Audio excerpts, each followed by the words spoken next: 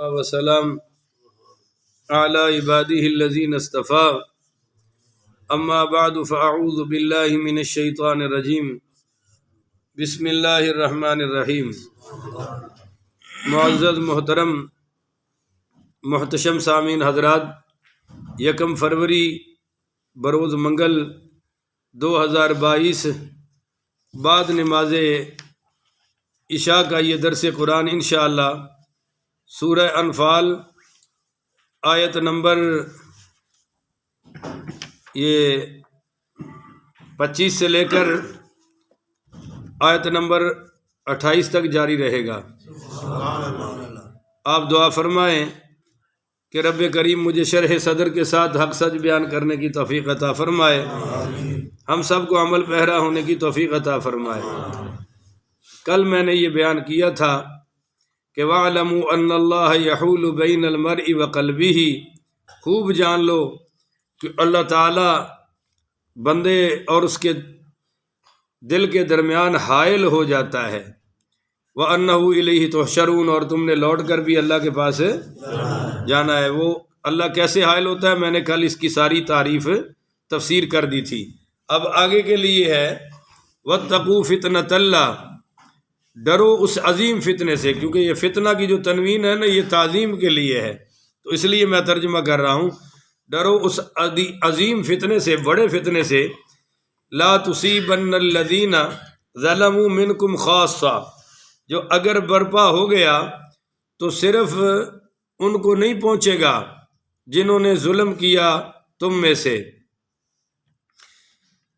وَاعْلَمُوا، اور جان لو کہ ان اللہ شدید العقاب، اللہ کی پکڑ بڑی زبردست ہے۔ اب یہ سمجھنے کی بات ہے کہ ڈرو اس فتنے سے جو صرف ظالموں کو نہیں پہنچے گا، باقیوں کو بھی پہنچے گا۔ بولو، باقیوں کو بھی پہنچے گا۔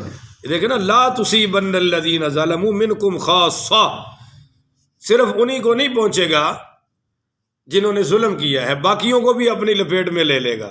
اس کی مثال سمجھے، ایسا کیوں ہے کہ کرے کوئی اور بھرے سارے؟ ایسا عموماً نہیں ہوتا۔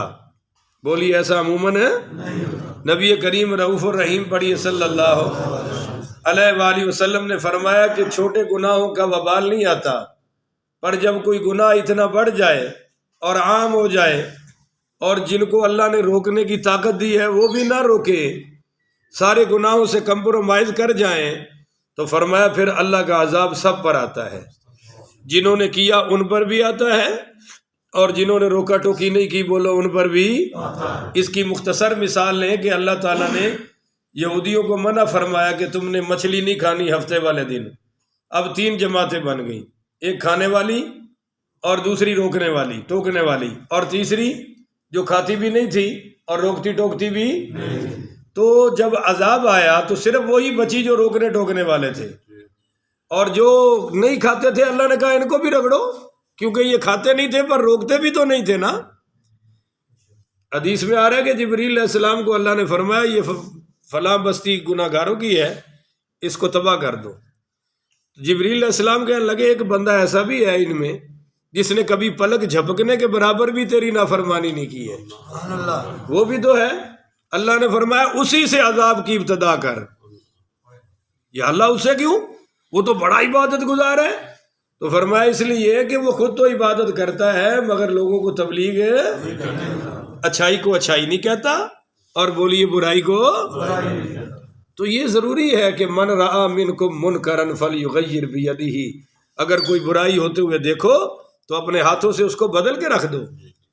اگر اس کی طاقت نہیں ہے تو فبلسانہ، زبان سے تو کچھ کہو، اگر یہ بھی نہیں ہے تو فبذالک، پھر اپنے دل میں تو برا جانو۔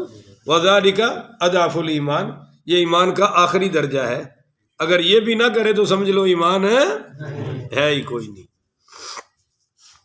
ایک بات اور، نبی حضرت نعمان بن بشیر پڑھی رضی اللہ تعالیٰ عنہ روایت کرتے ہیں کہ حضور پاک صلی اللہ علیہ وآلہ وسلم نے فرمایا برائی کرنے والوں کی اور نہ روکنے والوں کی مثال یہ ہے کہ کشتی میں سفر ہو رہا ہے اور کشتی کے 2 پورشن ہیں، ایک نیچے والا اور ایک اوپر والا۔ آپ بولتے جائیے، اب اگر نیچے والوں کو پانی چاہیے تو کہاں سے لائیں گے؟ اوپر آئیں گے نا، اور باہر سے پانی کھینچ کے اندر لے آئیں گے۔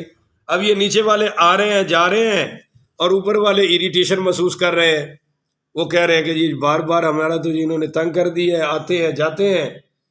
تو نیچے والوں نے کہا اچھا بھائی پانی تو ہمیں بھی چاہیے، ہم نیچے سے سوراخ کرتے ہیں، ہم نیچے سے سوراخ کرتے ہیں۔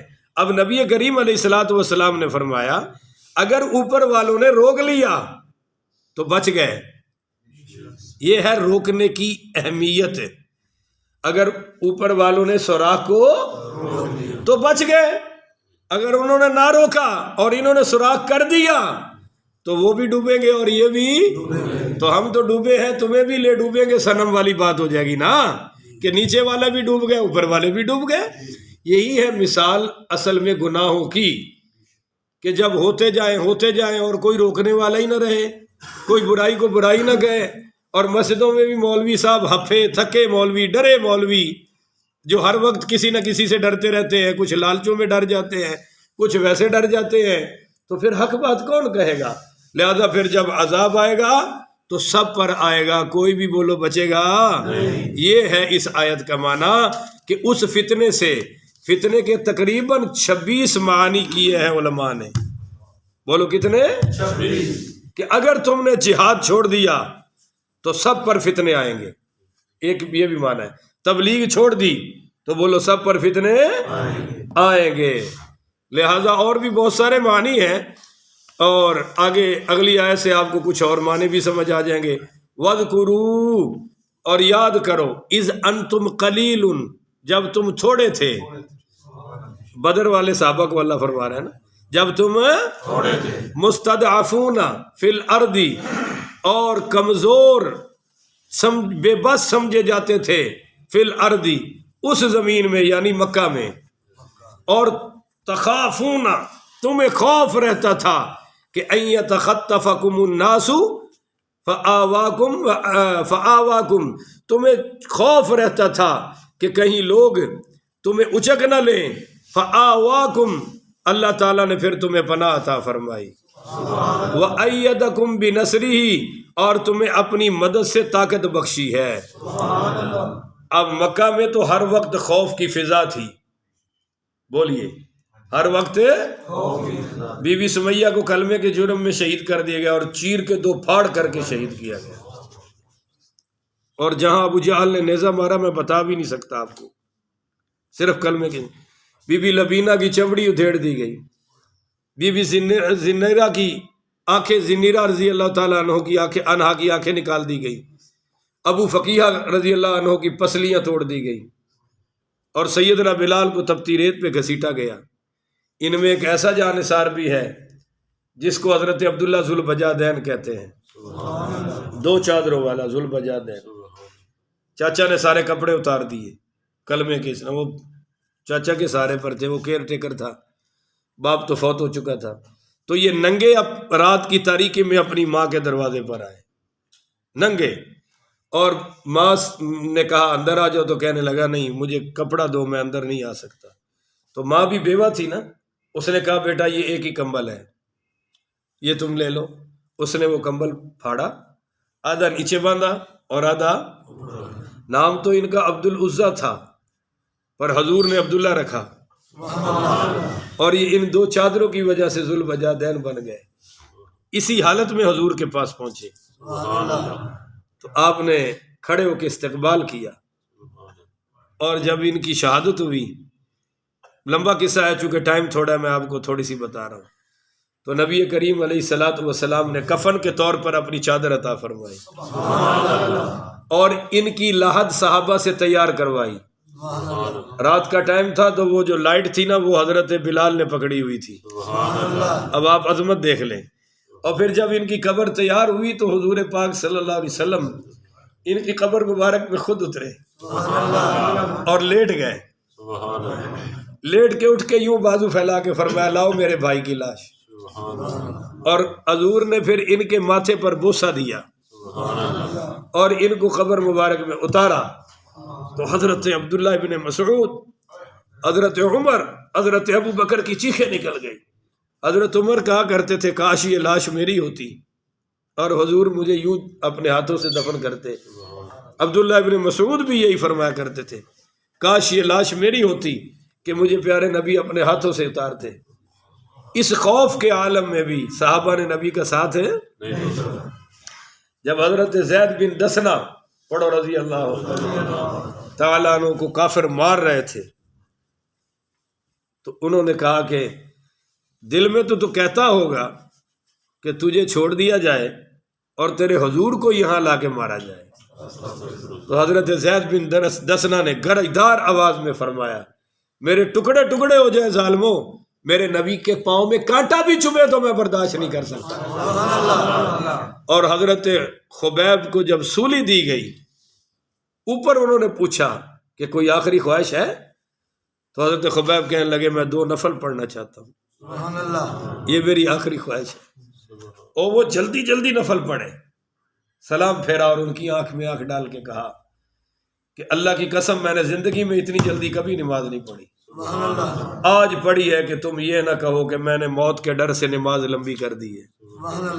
مجھے کوئی موت کا ڈر نہیں، مجھے خوشی ہے کہ میں اسلام پر قربان ہو رہا ہوں. بہرحال ایک خوف کی فضا تو تھی، بولو خوف کی فضا. تو اللہ کہتا ہے فآواکم، میں نے تمہیں پناہ عطا کی،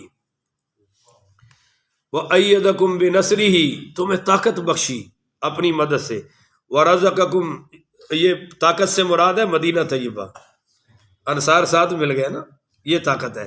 وَرَزَقَكُمْ مِنَ الطَّيِّبَاتِ، اور تمہیں روزی عطا فرمائی مِنَ الطَّيِّبَاتِ، پاک. صوفیاء کہتے ہیں کہ کامیابی کے 3 اصول ہیں، ذرا آپ سارے ساتھی یاد کر لیں جی. کتنے اصول ہیں؟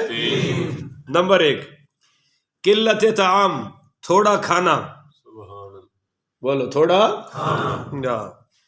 نمبر 4 کثرت سے اللہ کا نمبر 2 کثرت سے اللہ کا شکر کرنا، بولو کثرت سے اللہ کا شکر کرنا. نمبر 3 کثرت سے اللہ کی اطاعت کرنا. یہ 3 کامیابی کے اصول ہیں. اور صوفیاء کرام فرماتے ہیں کہ کھانے میں 4 چیزیں فرض ہیں. بولو جی کتنی چیزیں؟ 4. یاد کریں گے آپ انشاءاللہ؟ سنتے سنتے تو تسی ہے کوئی نہیں ہو بات جو یاد کر لو. اکل حلال، حلال کھانا یہ فرض ہے. ہلکا سا بولیں گے کہ یہ کیا ہے؟ فرض ہے. دوسرا یہ عقیدہ ہو کہ یہ رزق اللہ کی عطا ہے، سبحان اللہ، یہ عقیدہ رکھنا بھی ضروری ہے، صوفیاء فرماتے ہیں. نمبر 3 جو کچھ عطا ہوا ہے اس پر راضی رہنا، سبحان اللہ، اللہ سے آڈے نہیں لگاتے، شکوے نہیں کرنی چاہیے، شکایتیں نہیں کرنی چاہیے یار، ہر حالت میں راضی رہنا چاہیے. اچھا جی. اور 4 حتی الامکان اللہ تعالیٰ کی نافرمانی سے بچنا، اللہ تعالیٰ کی نافرمانی سے، کیونکہ پیٹ بھرے ہوئے تو کھوتا بھی کداڑے مارتا ہے، بندہ تو بڑا کچھ کر جاتا ہے نا جی. لہذا جب پیٹ بھر جائے تو اللہ کی نافرمانی. اور صوفیاء فرماتے ہیں کہ کھانے کی 4 سنتیں ہیں. یہ بڑی قیمتی باتیں ہیں، ہر گھر کی ضرورت ہے، آپ ذرا توجہ سے سنیے. نمبر 1 ابتدا میں بسم اللہ پڑھیے. نمبر 2 جب کھانا کھا لے تو الحمدللہ پڑھے، الحمدللہ الذی اطعمنی وسقانی وجعلنی من المسلمین، پوری دعائی پڑھ دیں. نمبر 3 طعام سے پہلے، کھانا کھانے سے پہلے اور بعد دونوں ہاتھوں کو دھوئیں. پہلے دھوئیں تو تولیے سے صاف نہ کریں، بعد میں دھوئیں تو تولیے سے صاف کر لیں جی. نمبر 4 سیدھا پاؤں کھڑا کر کے بائیں پاؤں پر بیٹھے، سیدھا پاؤں کھڑا کر کے بائیں پاؤں پر بیٹھے، جیسے حفظ کی کلاس میں بچے بیٹھتے ہیں. اچھا جی. اور صوفیاء کرام، اولیاء کرام فرماتے ہیں کہ کھانے میں 4 چیزیں مستحب ہیں، ان پر اللہ ثواب عطا فرمائے گا. نمبر 1 خوب چبا کر کھائیں، اونچی آنکھوں نا سبحان اللہ. آبا جی ذرا سیدھا ہو کے بیٹھ، حفظ والی کلاس میں بیٹھ، لت تھلے کر جی میں دسے تاکہ تین نیند نہ آئے. ایک لت کھڑی کر، ہوں انجی بہنا تو. اچھا جی. عرض کر رہا تھا نمبر 1 کیا بتایا بھائی؟ خوب چبا کر کھائیں، لقمہ ریزہ ریزہ کر کے کہ معدے کو تکلیف نہ ہو. ڈاکٹر صاحب صحیح ہے یہ بات انشاءاللہ؟ دوسری جی اپنے آگے سے کھائیں، اگر مل کر کھا رہے ہیں تو اپنے آگے سے. اور نمبر 3 جناب چھوٹے چھوٹے لقمے اٹھائیں، بڑے بڑے برقعے بنانے کی ضرورت نہیں ہے. اور یہ کتنی باتیں ہوگی؟ 3. نمبر 4 دوسرے کے لقمے اٹھانے والے کو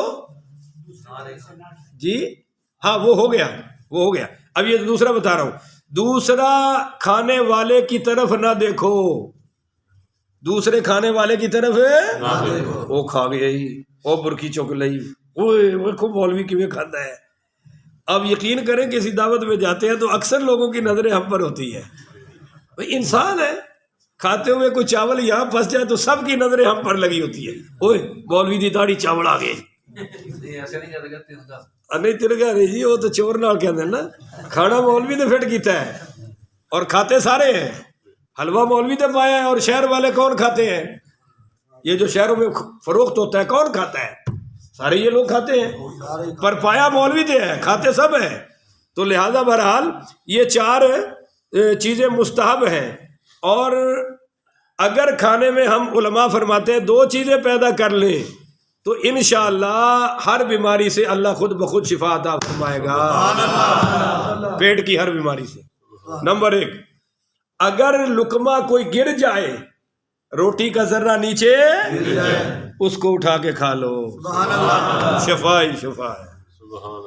اور نمبر 2 وہ فرماتے ہیں کہ برتن کو چاٹ کر صاف کر لو، چٹ کے اپنی کالش وغولی وغیرہ کو.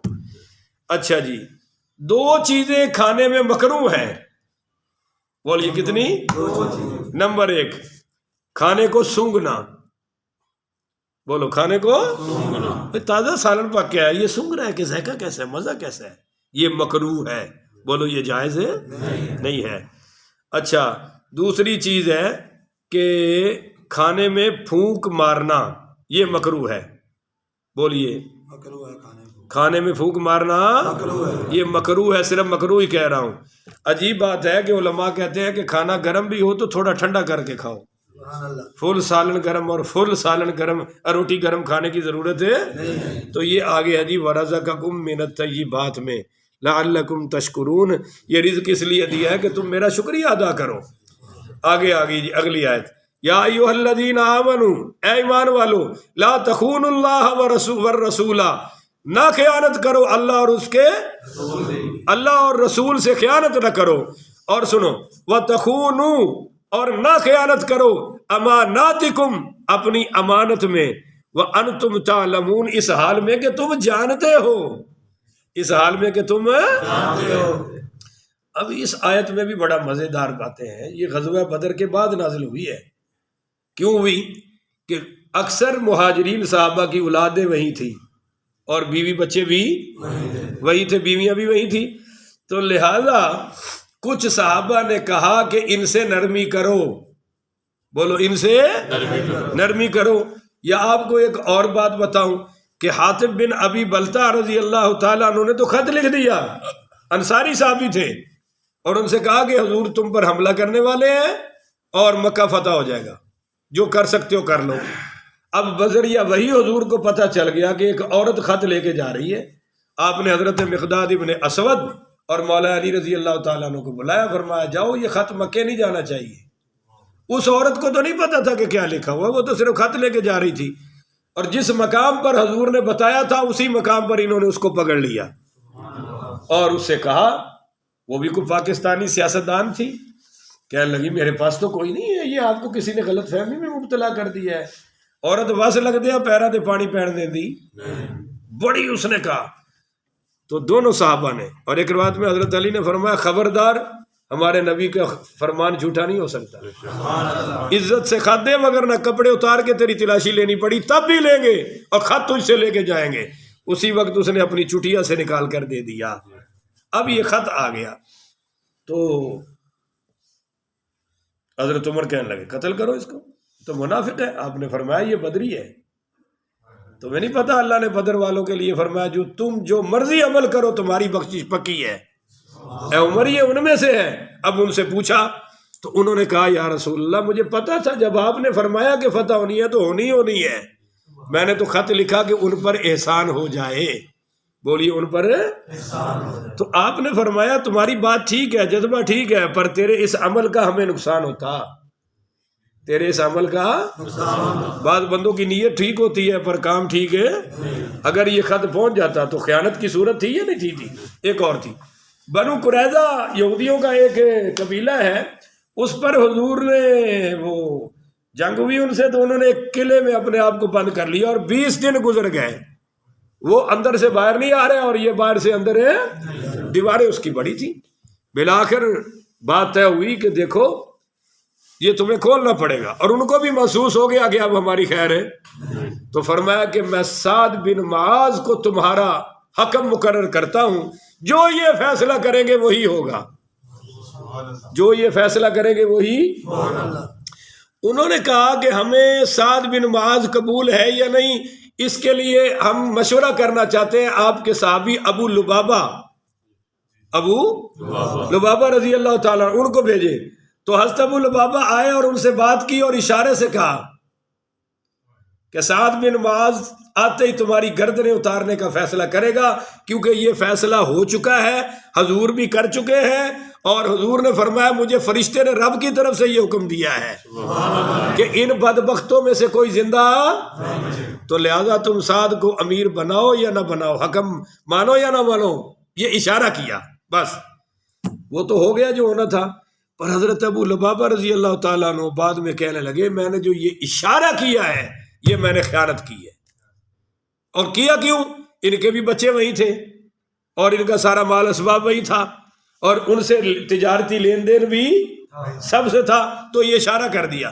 انہوں نے پھر اس جرم میں اپنے آپ کو حضرت ابو لبابہ نے مسجد نبوی کے ستون سے باندھ دیا، فرمایا نہ میں کھاؤں گا نہ میں پیوں گا جب تک میرے بارے میں کوئی اللہ رسول فیصلہ نہ فرما دے۔ تو یہ اطلاع حضور کو پہنچی، تو آپ نے فرمایا ابو لبابہ سیدھا میرے پاس آتا تو میں اللہ سے معافی مانگ لیتا، اور اس کا معاملہ آسان تھا۔ اب وہ ڈائریکٹ ہو گیا اللہ تعالیٰ سے، اب ابو لبابہ جانے اور رب جانے۔ 8 دن یہ ستون سے بندے رہے اور حالت ان کی غیر ہو گئی، تب اللہ تعالیٰ نے یہ آیت نازل فرمائی، اور اس میں اللہ تعالیٰ نے ان کی معافی کا اعلان فرما دیا۔ بولیے حضور نے پھر فرمایا بھائی اس کی توبہ قبول ہو گئی ہے، اور سورہ ممتحنہ میں بھی یہ بیان ہے، وہاں چل ہم پہنچیں گے کہو انشاءاللہ، تو آپ کو ساری باتیں اور بھی مل جائیں گی۔ تو جب کہا کہ بھائی تمہاری توبہ قبول ہو گئی ہے، تو انہوں نے کہا جی پھر میری شرط ہے حضور میری رسیاں کھولے۔ پھر اللہ کے نبی خود تشریف لائے اور ان کو کھولا۔ تو اس لیے فرمایا جا رہا ہے کہ تم اللہ رسول سے خیانت ہے۔ اب جو مسلمان کلمہ پڑھتے ہیں اور نماز نہیں پڑھتے یہ خیانت کر رہے ہیں، کلمہ پڑھتے ہیں اور سچ نہیں بولتے یہ زبان سے خیانت کر رہے ہیں، رنڈی کے گانے سنتے ہیں کان کی خیانت کر رہے ہیں، ہاتھوں کو غلط استعمال کیا تو ہاتھوں کی خیانت، اللہ رسول کے سے ہم خیانت کر رہے ہیں، پاؤں برائی کی طرف جا رہے ہیں پاؤں سے خیانت کر رہے ہیں، گندا سوچ رہے ہیں دماغ سے خیانت کر رہے ہیں، تو یہ ساری خیانتیں وَتَخُونُوا أَمَانَاتِكُمْ، اور جو امانتیں تمہارے پاس ہیں ان میں بھی بولو خیانت ہے۔ ہر عہدہ امانت ہے، جو حکمران بنتے ہیں نا تو یہ ملک ان کی اماں کے جہیز میں نہیں ملا ان کو، وہ ہر عہدہ ان کے پاس امانت ہے۔ بولو ہر عہدہ ان کے پاس ہے، میں مصلی رسول پہ کھڑا ہوں یہ عہدہ میرے پاس امانت ہے، میں یہاں آپ کو بیان کر رہا ہوں یہ قرآن حدیث امانت ہے، مجھے صحیح صحیح کنوے کرنا چاہیے، اس میں مجھے غلط بات کرنے کی ضرورت ہے، کوئی خیانت نہیں کرنی چاہیے۔ تو جتنے عہدے ہیں کانسٹیبل سے لے کر بیوروکریٹس تک ہر عہدہ امانت ہے۔ اگر ہم خیانت کریں گے تو ہوگا کیا؟ میں نے آپ سے جھوٹ بول کے لے لیا اور کسی نے مجھ سے جھوٹ بول کے، میں نے اللہ نہ کرے آپ کو دھوکہ دے دیا اور کسی نے، پیسہ گھومتا ہے، بولو پیسہ ایسا نہیں ہو سکتا کہ ایک بندہ قبضہ لے کے تالا مار کے بیٹھ جائے، ایسا تو ہو ہی نہیں سکتا، اس نے گاڑی لینی ہے تب بھی پیسہ جائے گا، کھانے شینے کا انتظام کر پیسہ تو نکلے گا، پر اگر پیسہ دیانت کے ساتھ نکلے امانت کے ساتھ آئے تو پھر اللہ برکت پیدا فرما دیتا ہے۔ اور جب خیانت کے ساتھ نکلتا ہے کہ آپ چنے کی ریڑھی سے شروع ہو جائے اور اوپر تک چلے جائے، کوئی بھی سچ بولنے کو تیار ہے؟ ہر بندہ دا کے چکر میں بیٹھا ہے اور دا ہی لگاتا ہے. تو خیانت سے معاملات میں سے پھر اللہ برکت اٹھا لیتا ہے. تو پھر ملتا تو ہے جیسے جانوروں کو مل رہا ہے رزق. کھوتے بھی کھا کے ہی سوندے نے نا، انجی اسی کھا کے سو رہے ہیں. اور اگر ہم امانت سے چلے، ہر خطبے میں حضور فرمایا کرتے تھے لا ایمان لمن لا امانت لہ، اس میں کوئی ایمان نہیں جو امانت دار نہیں. ولا دین لمن لا عہد لہ، اس کا کوئی دین نہیں جو اپنی بات کر کے پوری نہیں کرتا.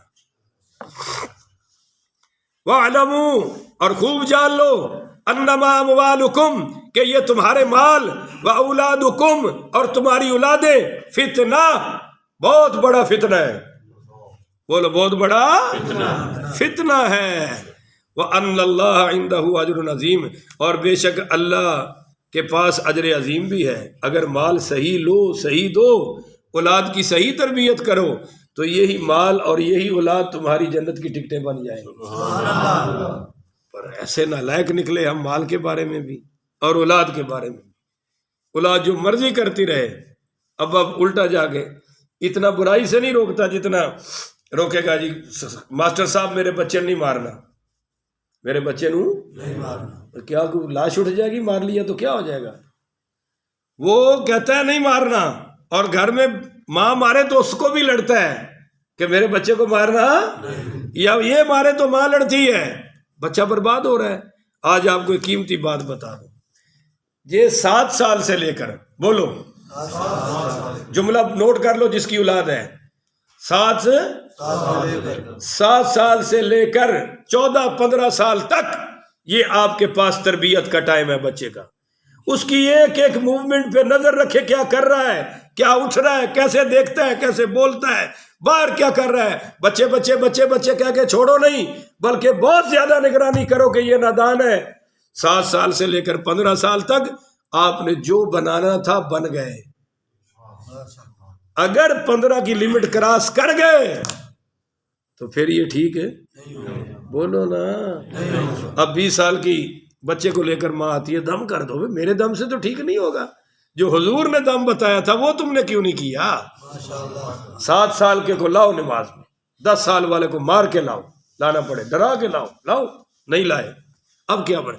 اب یہ 25 26 27 کراس کرے گا تو پھر اس کو عقل آئے گی اور یہ واپسی شروع کرے گا. اگر خوش قسمت ہوا تو، یا اس کو ماں باپ کی بد دعا نہ کھا گئی تو آ جائے گا واپس. اس سے پہلے واپسی کے کوئی چانس ہے؟ یہ پورے معاشرے میں آپ کر کے دیکھ. اور یہ جو آپ چھوٹے چھوٹے بچوں کو موبائل دیتے ہیں، انہوں نے بھی تباہ کر دی ہے. گیمیں کھیلنے والے بچے ذہنی مریض بن جاتے ہیں. خدا کے لیے یہ شیطان کا بہت بڑا آلہ ہے. اس سے بچوں کو بچا کے رکھو. بولو اس سے بچوں کو. اور پتہ نہیں کیا تماشا ہے، ہر تقریباً ماں باپ اپنے بچوں کو موبائل دے کے بیٹھے ہوتے ہیں. جی اس کو موبائل پہ چپ کراتے ہیں، گیم پہ چپ کراتے ہیں. یہ بچوں کو ہم اپنے ہاتھوں سے برباد کر رہے ہیں. یہ فتنہ ہے، آزمائش ہے بہت بڑی. بچوں کا کھیل نہیں ہے بچوں کو سنبھالنا. میں نے 8 سنبھالے ہیں، مجھے پتہ ہے اس دنیا میں گزرنا بہت مشکل ہے. 9 تھے، ایک بیٹی اللہ کو پیاری ہو گئی، باقی 8 ہے.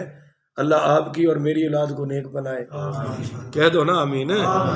اب یہ سمجھتے ہیں بیچارے کہ ہم حافظ ہو گئے ہیں، مولوی ہو گئے ہیں، پر میری نظر پھر بھی شکاری والی ہے.